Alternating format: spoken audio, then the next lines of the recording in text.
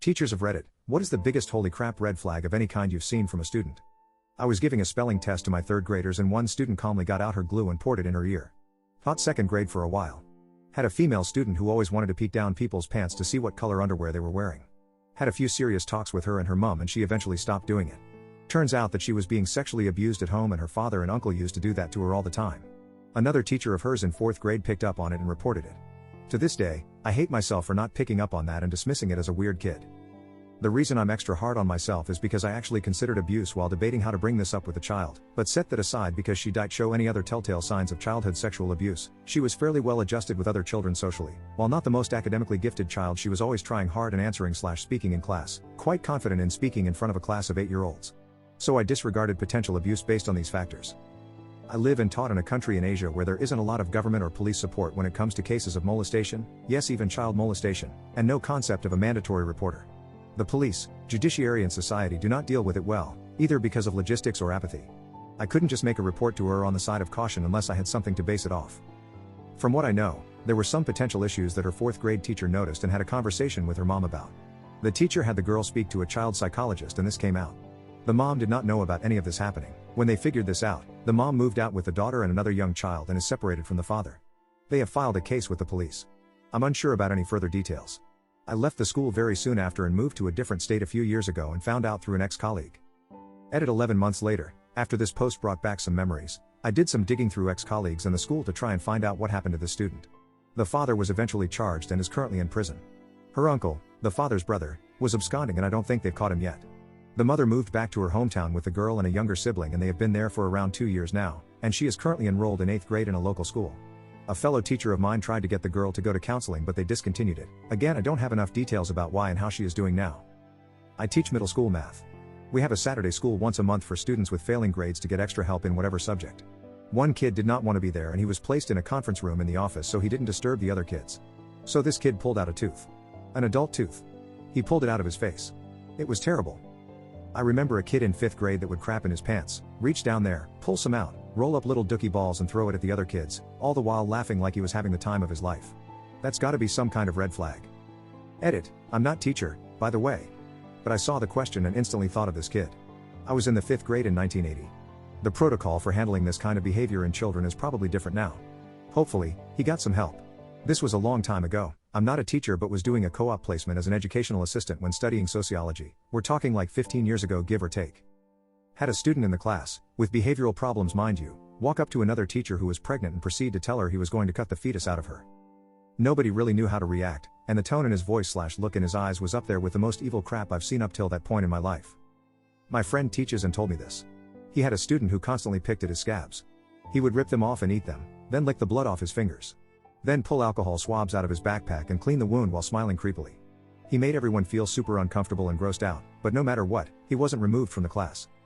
Finally one day my friend comes back from the teacher's lounge to find him using a letter opener, under his skin and moving it back and forth, blood everywhere. When asked what he was doing he said his skin itches and it's best to get it at the source. The kid was finally removed from the school. My friend never found out where or what happened to him though. There was a kid in my brother's 5th grade class who tattooed himself with pen ink. It worked and he was forced to wear sleeves when he played on the middle school basketball team so they didn't show. He's in prison. Edit, I should clarify that doing a few dots or a little smiley face isn't a big deal, people do that all the time and turn out alright. This kid did his entire arm down to the elbow. My friend runs a swim club for kids. She once got a complaint from some mothers that one 8-year-old boy was performing fellatio on some 6-year-old boys in the changing room. The kid wasn't allowed to come back, and it turns out that his grandfather molested him. That's where he learned the whole thing.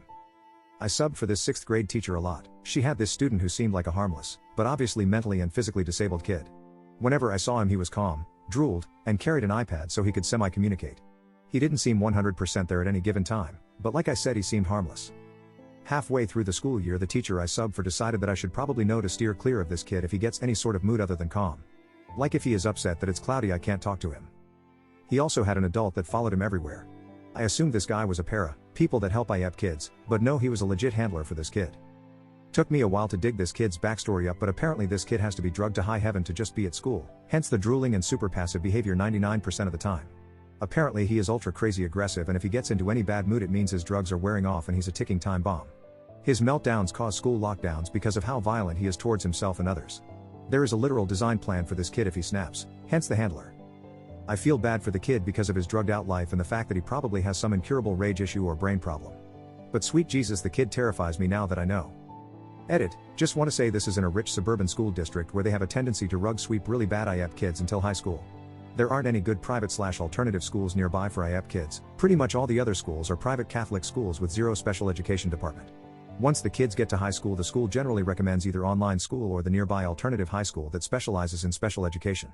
Edit 2, with some confusion and finger pointing below, IEP stands for Individual Education Plan. It's used for kids with special needs such as specific learning disorder all the way to autism and physical disabilities.